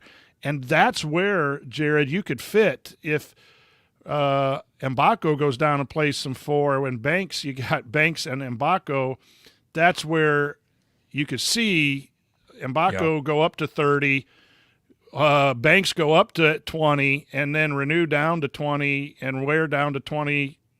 That can be a mix too, because all of those guys are real close, in my opinion, with Banks being the guy that's the fourth of those lists. But that's 3, 4, and 5 spots can all kind of be worked together there. It goes back, the biggest question for me, though, is spacing again. Can Mbako space the floor? Can Ware, I believe, can do it? Can Renew? Can we get away from the double post that we had with our two post players last year? And does Indiana go away from that? But this is – I think you made a great point, and I want to restate it. I believe C.J. Gunn and Caleb Banks are going to be significant parts of this Indiana basketball team. So saying they get 14 and 15 minutes isn't saying that they're not developing or we've heard something. It's just that when you're the backup, you're going to get backup minutes, and that's usually anywhere from 12 to 20, depending on who you're playing, injuries, and all that kind of stuff. So we've kind of split that difference. If they're playing 14 or 15 minutes, they need to be good, because you can't be bad in those 14 and 15 minutes playing that important a role, because then you got your starters being overextended. And I thought at times last year, as great as TJD was and as great as Hood Schifino was, there's probably some time where even Woodson would say, we just overextended them because we had to, due to X's injury and some other players like Geronimo not fully playing. So, I'm still sold on CJ and Caleb as big parts of this basketball team next year. This is how college basketball used to go. When, guys developed for a couple of years before they took on starring roles. They're on the right path. I think we as fans have to maintain patience with them because we're all so excited and like them so much. But, all right. And again, this is an average of the entire season. People saying, maybe Sparks and Walker are a little bit heavy on minutes. They might be, but I think those guys are also going to play a lot in the non-conference, and that's going to help bring those minutes up. And then, again, they're experienced guys, and we know Mike Woodson will default to those guys. And with so much youth in the starting front court, I think we may end up seeing them more than we think. So anyway, lots of time to discuss this the rest of the offseason, but we just wanted to do this fun exercise, and we encourage you to do it. And so if you do the exercise on your own, if you're in the community, maybe we'll open up a thread where everybody can post their own minutes projections. If you're not, shoot us a note on Twitter, because we'd love to see, especially if you differ greatly on one of these players, let us know where your minutes came out. It's really – we got everything even for the starters except for X, and we got almost everything even for the bench. I mean, I think we really, really kind of made some tough decisions here. Yeah, really. Also, I saw a question in here. 11 to 15 on the bench and 25 to 31. Boy, we're out on a limb. We're taking some risks. I know. It's hard projecting this stuff. That's why everybody should do the exercise, because it's difficult. Van Passerman, what if bad X shows up? Well, Gabe's going to play more, and we're probably not going to win that game. I mean, we'll get to this, but we need X this year. X needs to be good often. Quickly on that, be patient with X. When you sit out a year and really couldn't do any basketball stuff, and we know that he wants to win so bad, he's gonna have some games where he tries too hard, and we've seen that throughout his one season. He's settled in as the season goes on. We need to be patient, patient with X because we want good X in February and March. We don't. Yeah, we kind of need them in November and December, but we'd rather have good X, down the stretch. Be patient with them because it will take Everybody some time write this down. to knock off the rust. Write this down so you can remind Coach on November 13th when he's mad at X in the postgame show. Remind him that he said to be patient. No, you're right. You're absolutely right. All right, coming up on Assembly Call Radio, that was fun. Now we'll do something else that's fun. We'll jump into the mailbag. Got a bunch of fun questions from our community members, and we will answer them next. Stick with us on the Assembly Call.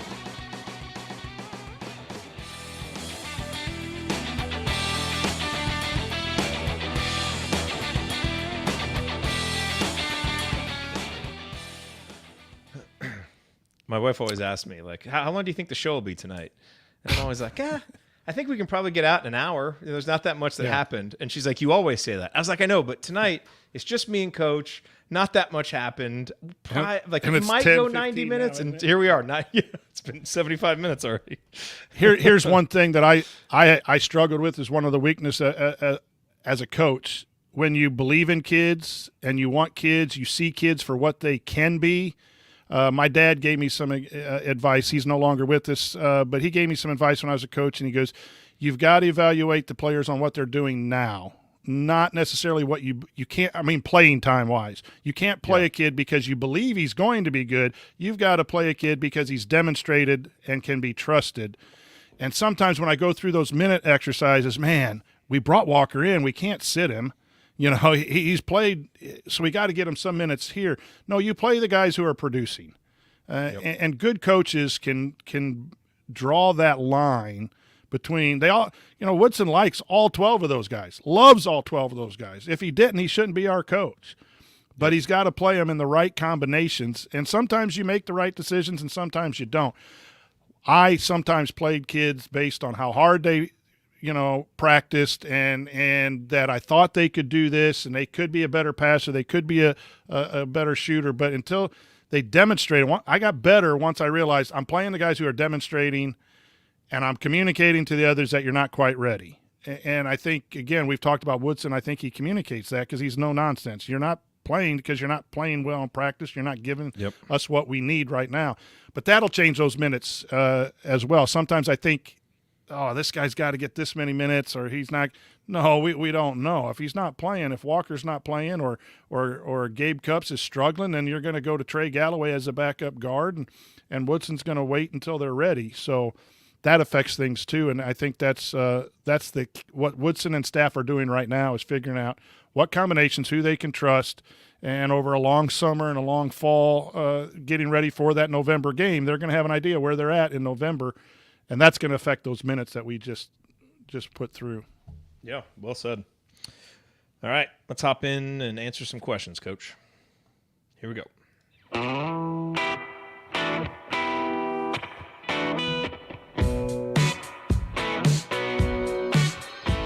It's Ethan Happ, and I never listen to the Assembly Call, especially the episodes that Ryan is on. Well, thank you for that, Ethan. I'm Jared Morris here with the coach, Ryan Tonsoni. We just got done divvying up the minutes for this IU roster, and now it is time for the mailbag. All of these questions this week submitted via our private IU basketball discussion community, which you can learn more about and join at assemblycall.com/community. So if you heard me talk about the newsletter in the last segment, the community is everything. You get access to everything that we do. And there's conversations going on in there every day, all day, even during the off season. It's just a great place to go be with serious-minded and supportive IU fans like you. It's a good extension of the chat mob, which is what we want it to be. So come check it out, assemblycall.com/community. And just a reminder, make sure that you are subscribed to our friends at Doing the Work. If you haven't subscribed to them yet, they've got an interview with Chloe Moore McNeil in their recent archive. They've got another episode coming up soon. Lots of exciting stuff happening with the women's basketball team. They're taking an overseas trip. They've had some recruiting commitments. And obviously, based on what happened last year, big expectations for this season. And so Kathy and Jeff will be breaking all that down here moving forward on Doing the Work. All right, Coach, let's get to these questions from Matt. Admittedly, a self-serving question, but do you see IU playing any more preseason games out west, i.e. the Vegas Clash against Arizona, which you were at, Coach, for the Hoosier fans living in the Mountain States? So just to add context to that, this season Indiana doesn't have a game on the West Coast. We're playing in the Empire Classic at Madison Square Garden, and then we scheduled a game against Auburn in Atlanta, which I believe is just a one-off. I don't think there's a second game, and it's not a home-and-home. And so I think moving forward, that's what the schedule will look like. Opportunities like Maui, when they come across, Indiana will take. Obviously, it's been discussed that the Indiana-Kentucky series may resume. We'll kind of wait and see on that. But there's no more Big Ten ACC Challenge. There's no more Crossroads Classic. There's no more Gavitt games. And so we'll see if the Big Ten Conference decides to get another challenge. But now it seems like Indiana really wants to put itself in a position to have these high-profile games, the home and home against Kansas. With the amount we're recruiting in the South, that's one of the reasons why we went down to Atlanta. I think it's very clear the staff already has connections on the East Coast and wants to continue recruiting kids from the East Coast, like Dylan Harper and like Boogie Fland and like Mackenzie Mbako and all these guys. So to answer this question, my guess, based on the recruiting footprint of the staff, is we would default more to home and home series like we have against Kansas, games out in New York or out east, maybe in the South, and then games out west would kind of be next in the pecking order. So I wouldn't, kind of expect them to happen on a regular basis, but there may be opportunities like the one with Arizona for it to happen. So it's always difficult. Those things can change so much. But I guess the best answer is I would think games out west would be lower on the pecking order based on where we're focusing our recruiting efforts. And make no mistake, those scheduling decisions are made in large part because of recruiting and getting exposure in the areas that you want to be. And obviously they want to get around to different places for the fans. But you also have the NCAA tournament and other ways that can happen. Do you get any other sense, Coach? Or do you think that's a fair? No, I totally agree. A lot of it's about recruiting. I wouldn't be surprised if we don't have more games in New York City, Brooklyn, Washington, D.C., those types of games, and along the eastern coast, and then maybe in Florida too. You don't hear too many of the one-off games being held down there, but you do want to go where you can be seen and you get that coverage. But the West Coast is also good for your fans. Like, it was a great trip to do that. So you won't say no to that. But I do think I agree with you in the pecking order of you'd prefer to go here, get some good teams into Assembly Hall, and then if it presents ourselves, we'll go to, Arizona, Phoenix, some of those places, so fans can make that trip. We'll be going to USC and UCLA. On a regular basis. So I do agree with that.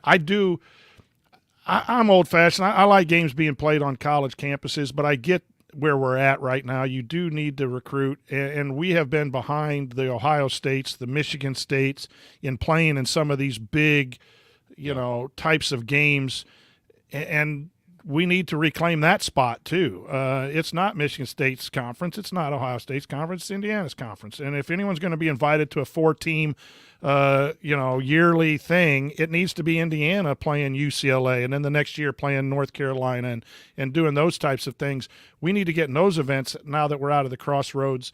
So unless something like that pops up out west, I do agree with that pecking order.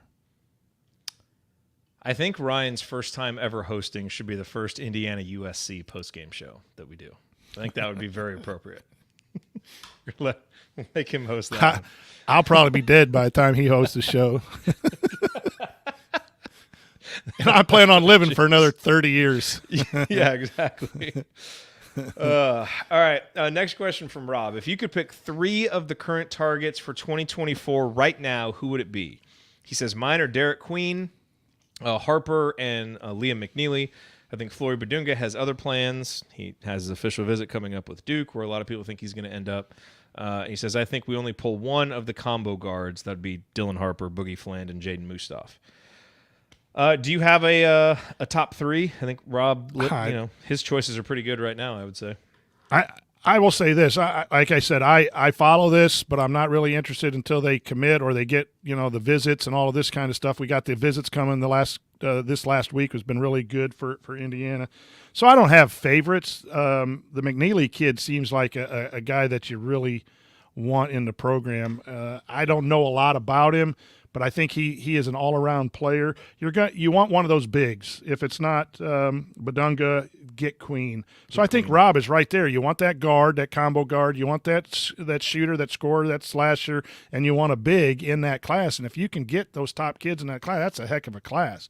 So I think Rob's right on with where he's going with his favorites. And so I'll just piggyback on his favorites. I think if you get those three, I do like Queen. I like the Mount Verde connection. I think those guys come in ready to play.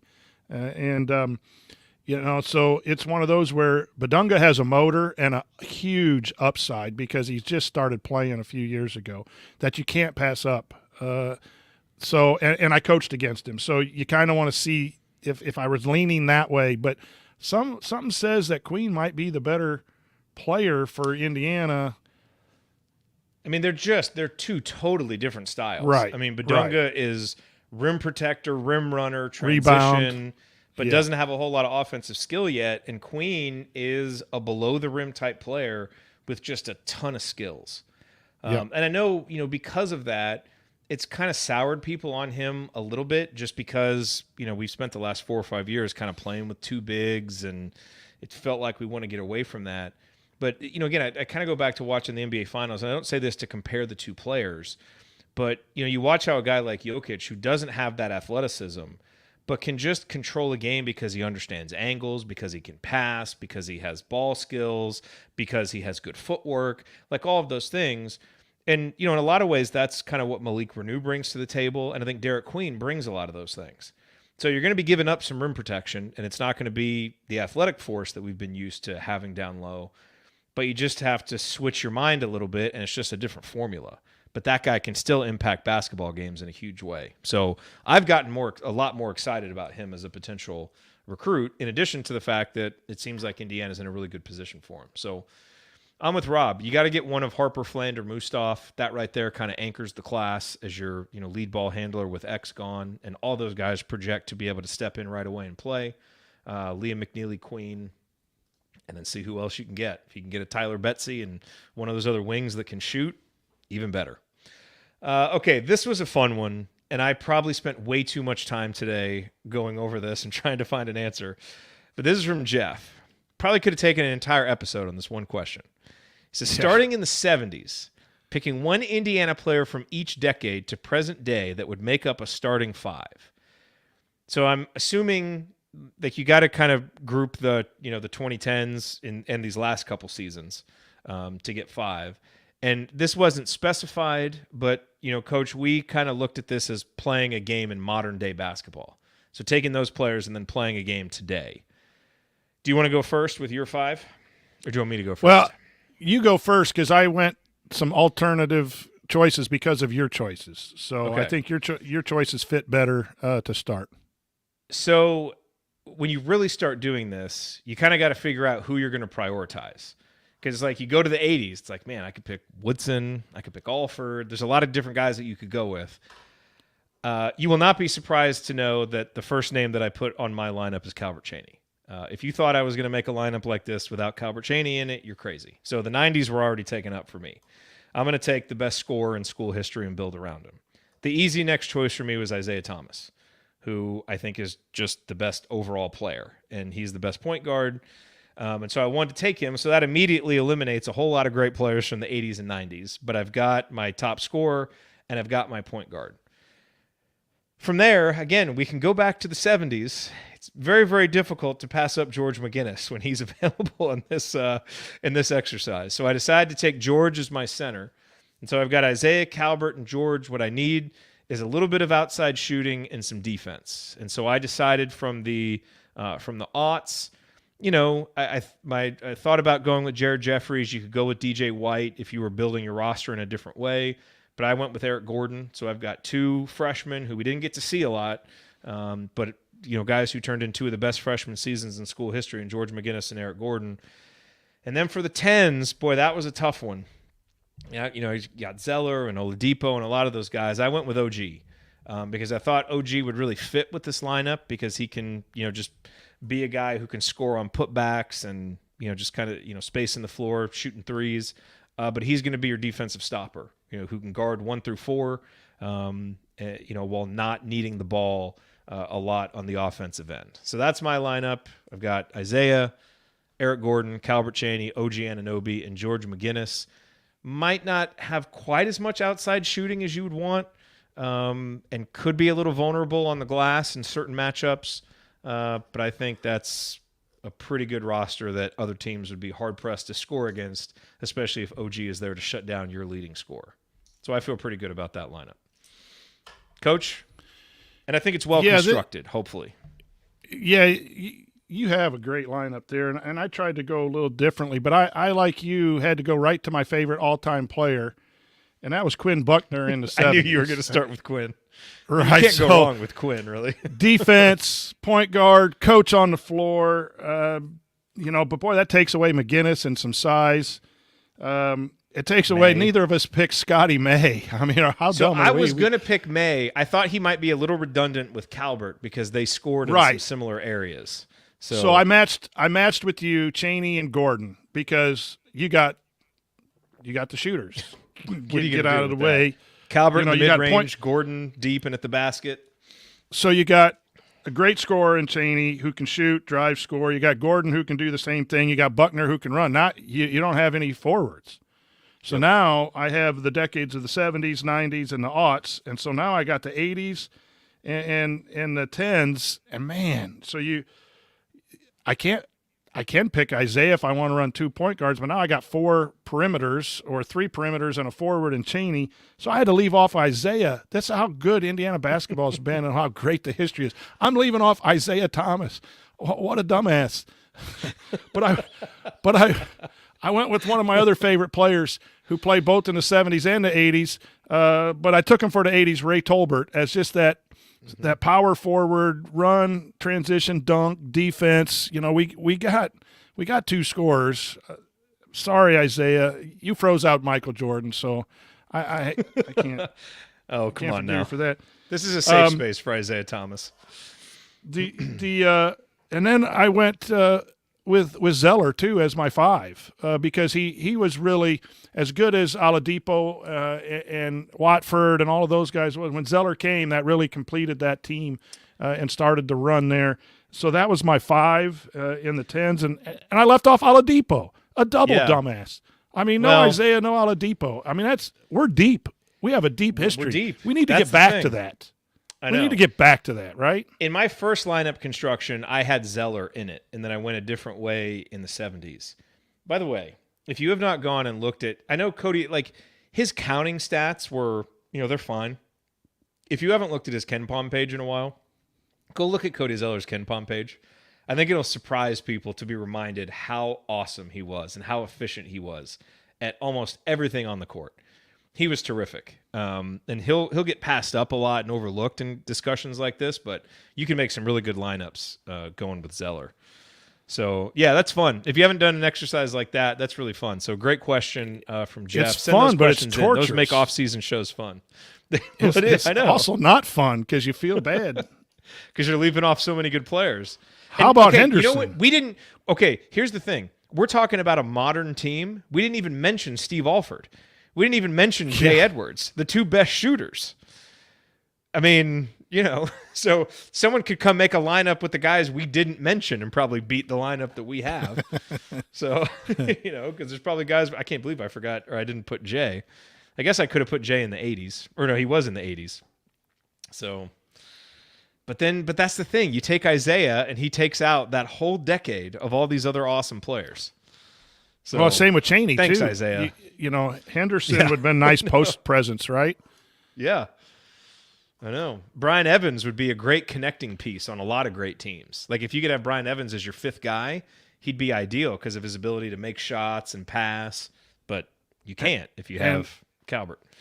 How about just all-around stud, do everything A.J. Moye? You can't pick him because you got Gordon. I know. Right? I know. Okay, so that was fun. We could spend Thanks all a night lot, talking Jeff. about it. But yeah, thank you, Jeff. Jim says, Appreciate it. Would he attend the NBA draft? I'd be shocked if he's not there, so we'll go with yes. Here's another really interesting question. Spend a little time on this from JD. What is the thing you strongly believe about next year's IU team that you think is farthest away from the general feelings of the team? This is a really hard one to answer, but I'm glad he gave us very specific parameters for this. So I'll let you go first, Coach. What do you strongly believe that you think you're kind of out on a limb on based on other stuff that you've read or other discussions you've had? I'm going to go an interesting way first because this is a pro. I haven't heard much discussion about this, but I think Indiana's going to be a much better rebounding team because of their athleticism and size. They were like 205 in giving up offensive rebound percentage on Ken Pom, I think, I looked. And they were only 195th or something in getting offensive rebounding percentage. And got worse as the season went along. Mbako, and now, you just had players that couldn't go rebound last year just because of who they were. And now you're going to have guys that can go rebound. You just look what Banks did in the limited time, how many times he went and kept the ball alive on the offensive glass, tipped it somewhere. You got Mbako who could probably go do that too. A lot of rebounding is go get now. Block out, hit, and go get. Well, you got guys now that are going to be at the rim or above the rim type of players at the 3, 4, and 5 spots, wherever you slot them in. So I'm really high on this rebounding, which is going to help in both getting some more points and preventing points.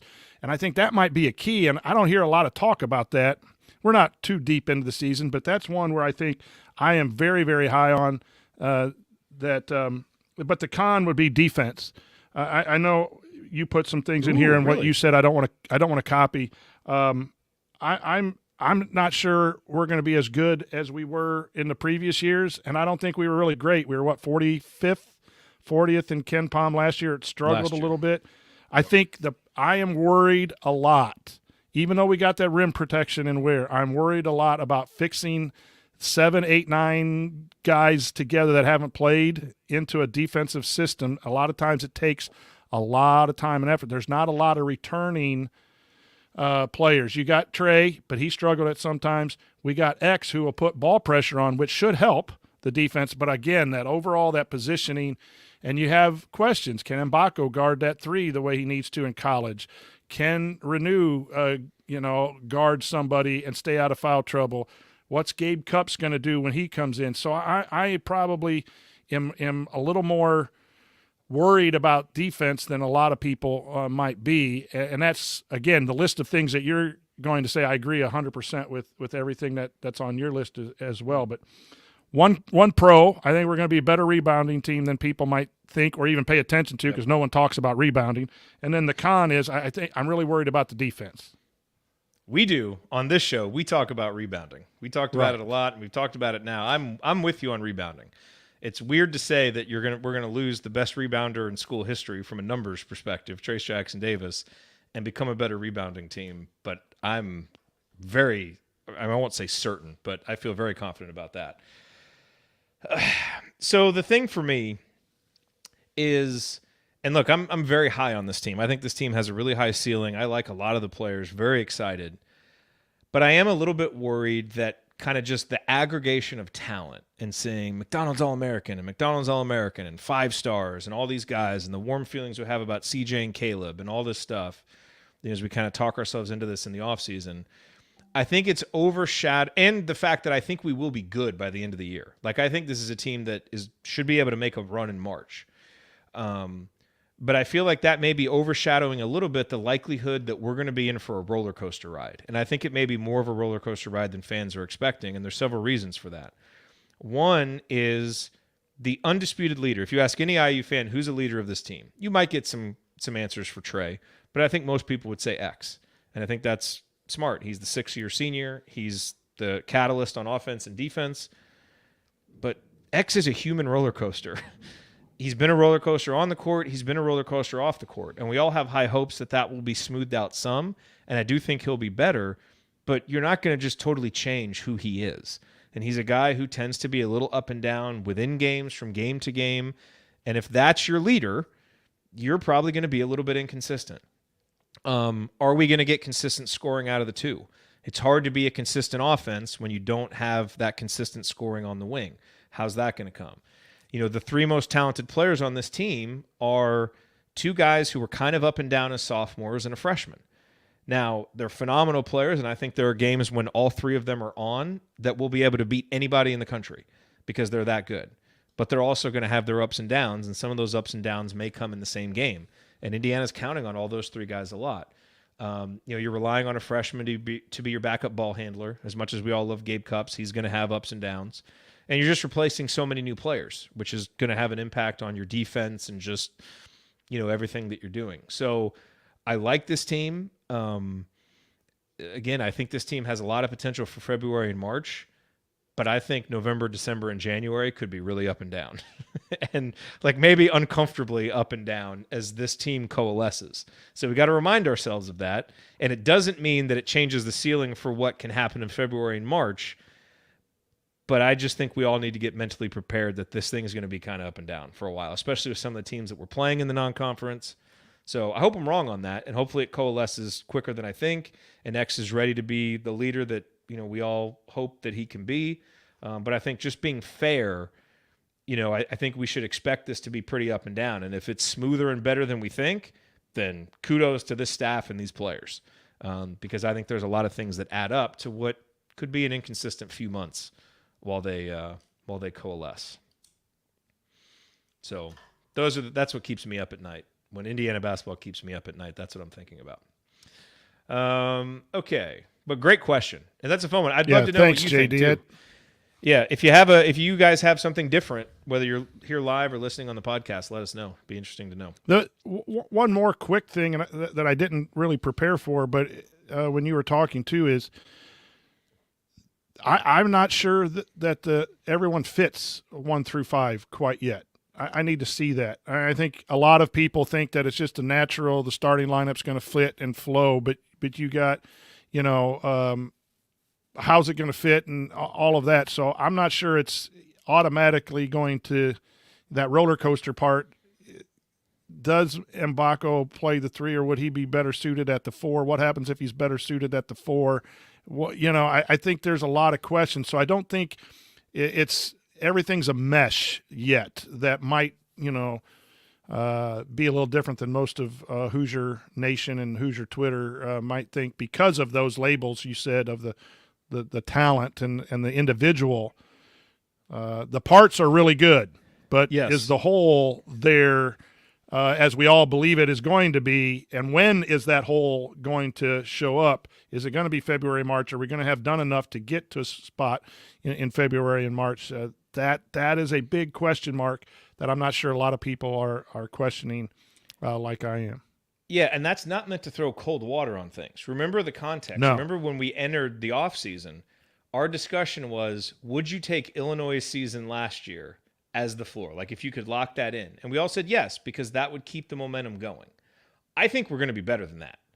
So as much as I think it's going to be a roller coaster, I think we're going to be better than Illinois, which was 11, 12 wins in the conference, a 9 seed. That would be fine. And if this team does that, all right, none of us are going to be overjoyed, but at least you keep the momentum going. I think this team's going to be better than that. So just, that's not what I'm saying. But I do think there's going to be some ups and downs to get there.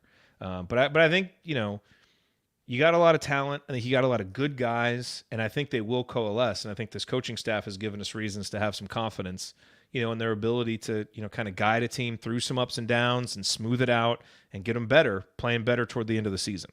So that's my hope for what this team does. All right, Coach, let's do one more question here and then get out. From JD, what Big Ten team do you secretly like, even though they've made Indiana's life difficult in your time as a fan? I'll answer this first. It's Michigan State.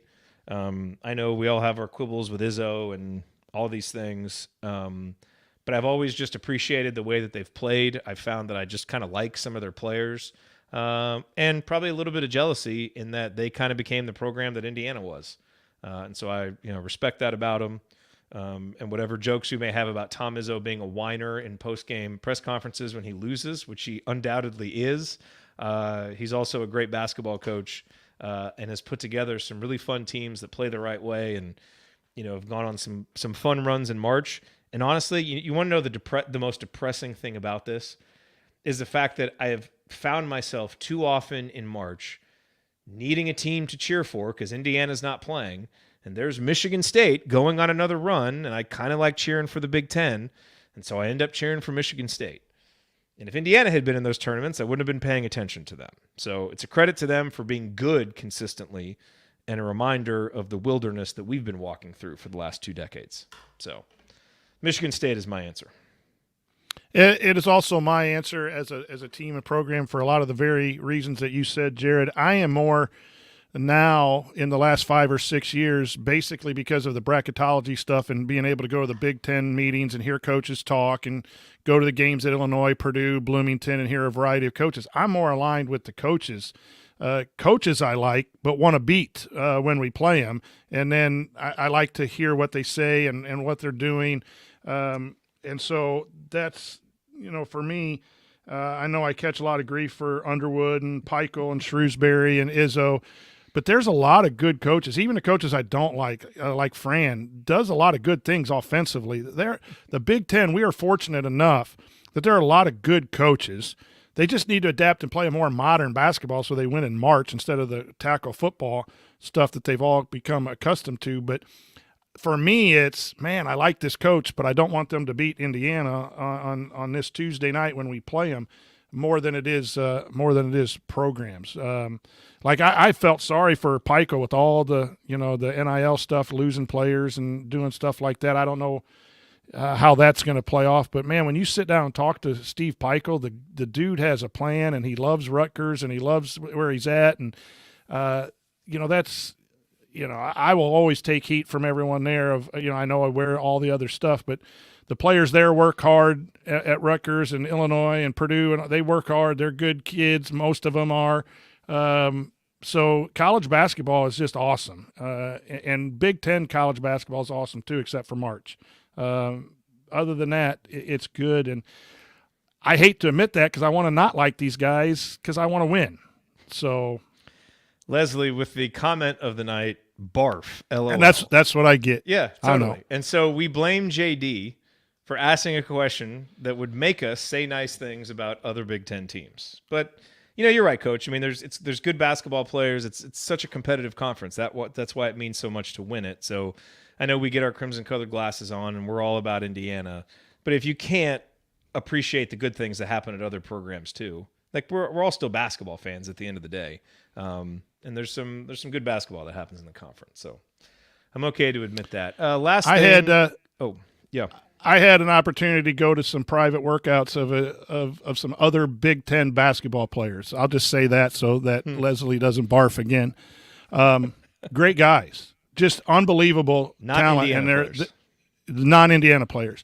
And they're bench guys at these Big Ten. And that's my son. My son has these workouts, and so he takes me with him. He's made some connections, and he's got Northwestern guys and all kinds of stuff that he works out with. This trainer has him come in and rebound and do the bags. And heck, there's a 7'3" kid from West Side that plays for Stony Brook that my son works out. Really? Just a great guy.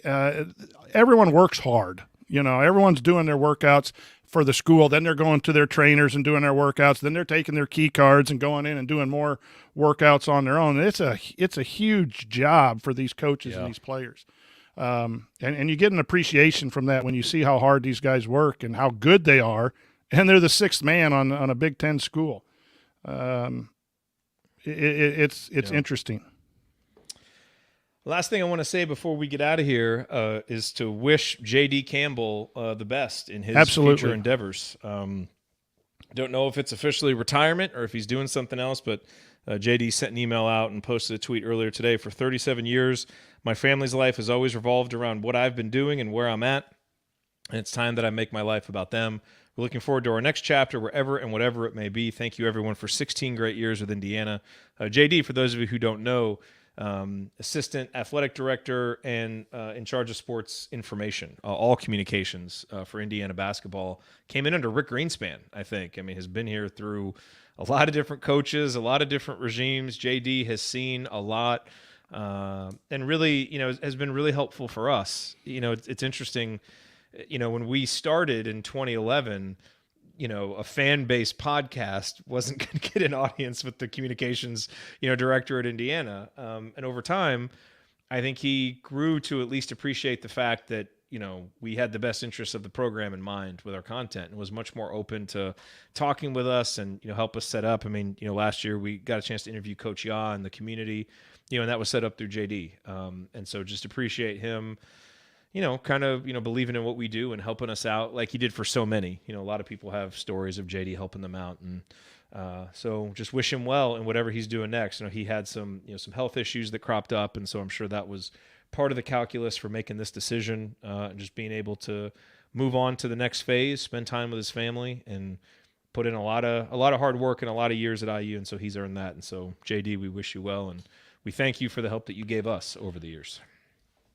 Yep. Absolutely great guy, and thankful for all that he's done, allowing us to have media access, especially, and then coming up and saying hello. I'm the low guy on the totem pole as far as media and concerns for him. And I was at the Illinois game. He came up and said hello, and he's just a class person. So best of luck in your retirement, and hopefully all your health is fine, and we look forward to seeing you in Bloomington at some point as a non-employee.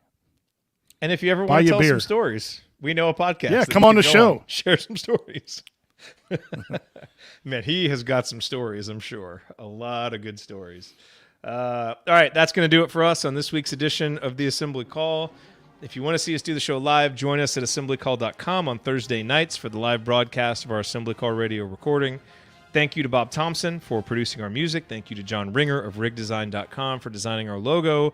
And thank you, as always, for being here with us. We'll be back to talk IU hoops again with you next Thursday. Until then. Take it from me, Thomas Bryant. Keep your elbows in and your eyes on the rim. Go Hoosiers.